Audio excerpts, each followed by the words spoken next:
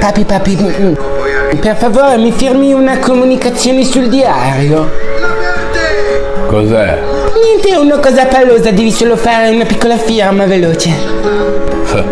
Ho già capito. Che cosa hai capito? Saranno altri soldi per una gita.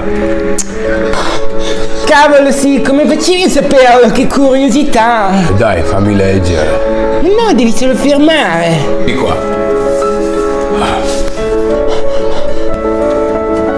È pronto? Dai, da mangiare. Allora, tutto bene oggi a scuola?